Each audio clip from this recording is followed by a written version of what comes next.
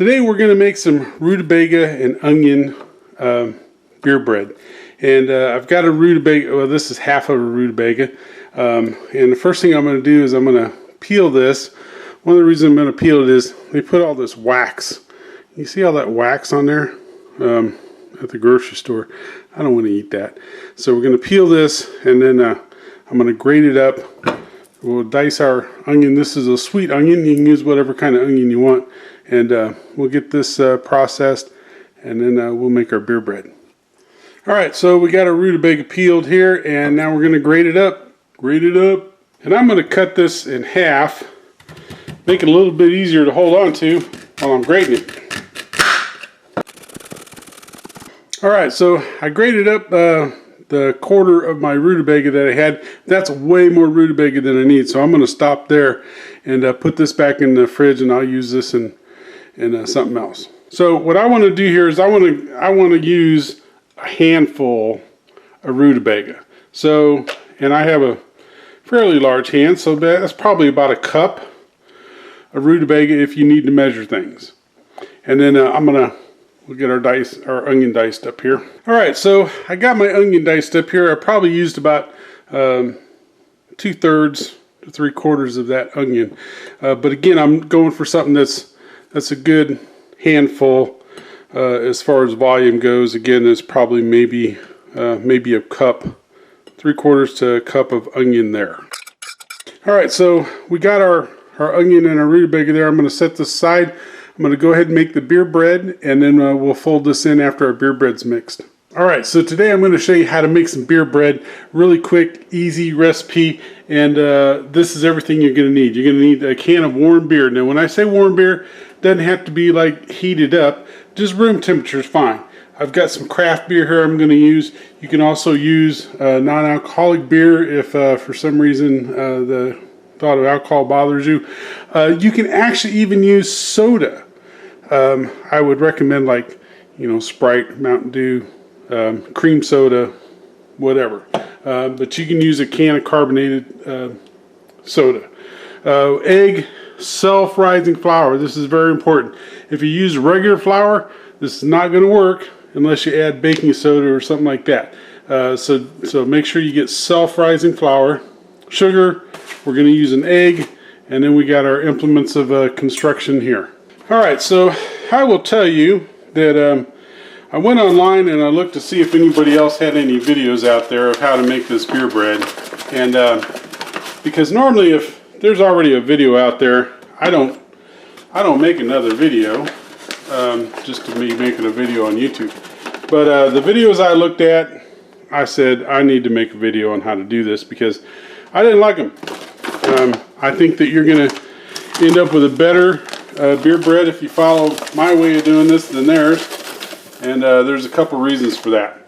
So we've added our 3 cups of self-rising flour, important self-rising, and this is 1/3 of a cup of sugar. Now you can use 1/4 cup, you could use probably a little bit more if you wanted to, you could use none at all, but if you use about 1/3 cup of sugar, you're gonna love this. When it comes to beer, I use craft beer. This is a golden ale. I also make it with IPAs because I like the floral, the bitter floral taste and flavor I get from a good IPA. You could use, like I said earlier, you can use soda. You could use cream soda, you could use Sprite, you could use Big Red if you wanted to. Any 12-ounce can of carbonated beverage is going to work for this. Most of the recipes I saw, they did not use an egg. You're going to want to use an egg. Trust me on this. It's just going to come out better. That's why I think you're going to like this recipe better than some of the other ones you're going to see online. Alright, so we got our 3 cups flour. We got our 1/4 to 1/3 cup of sugar in there. And we got our egg. And we got our 12-ounce can of warm / room temperature beer. You don't have to heat your beer up. Just room temperature is fine. We just don't need it out of the fridge, right? Alright, so we're going to mix this up. This is going to come out, it's going to be kind of like pancake batter. If it's a little thicker than pancake batter, that's fine too.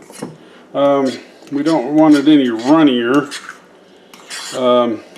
But pancake batter,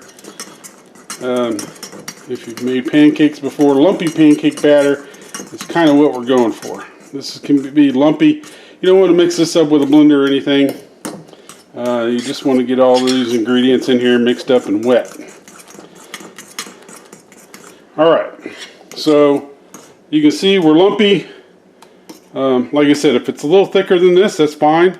But that's kind of what we're looking for. And this is our rutabaga and our onion here. Now, again, we got a couple good handfuls of each of these in there. This beer bread, you could use chocolate chips and walnuts. You can use, favorite of mine is jalapenos and cheddar cheese. I've used sausage and grated sausage and onion. This recipe will support a lot of different additions to it. But we probably don't want to exceed about 2 cups worth of stuff. 1.5 cups to 2 cups worth of additional materials is about the limit here. So we're going to mix this up. Here we got our rutabaga shredded. We got our onion diced. That's pretty mixed up there. I'm going to take some cooking spray and spray our loaf pan here. Now I saw one lady, she made this recipe with 16-ounce can of beer and the same amount of dry ingredients. And I don't know what size loaf pan she was using, but you don't need a 16-ounce can of beer. 12 ounces is fine. You can see we're pretty full here. So I don't know, 16 ounces would put this right at the rim, and I think that'd be too much. The other thing that I saw online a lot was people were putting melted butter on top of this. You know, if you like butter, put it on after it's warm. I just don't eat a lot of butter, so I'm not adding any butter to this. Again, once this comes out of the oven, you can put some butter on it and it's delicious, but we don't need to pour any butter on the top of it. So this is going to go in the oven for at 350 for an hour, and we'll check back in then.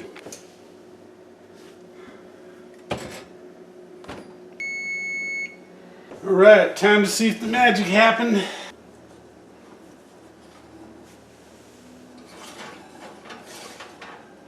Look at that.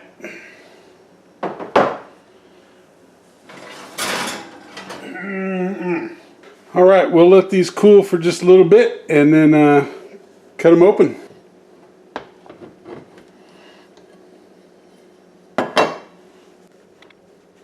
Alright, now this is still warm, and I will tell you, the longer you let this cool, if you let it cool down all the way, it's going to slice easier. But you're not going to want to wait that long, because this stuff warm is delicious. Alright, nice spongy looking bread. You can see our chunks of rutabaga and onion in there, and we'll sprinkle a little bit of salt on this, or a little bit of garlic salt. It was wonderful. You can add a little bit of salt to this recipe if you want. I wouldn't add more than about a teaspoon or so, but you can add salt to it and it'll come out just fine. But I like to sprinkle my salt on it while it's on a plate. It's nice and warm, and man, talk about good stuff. So there you go. There's the secret to awesome beer bread.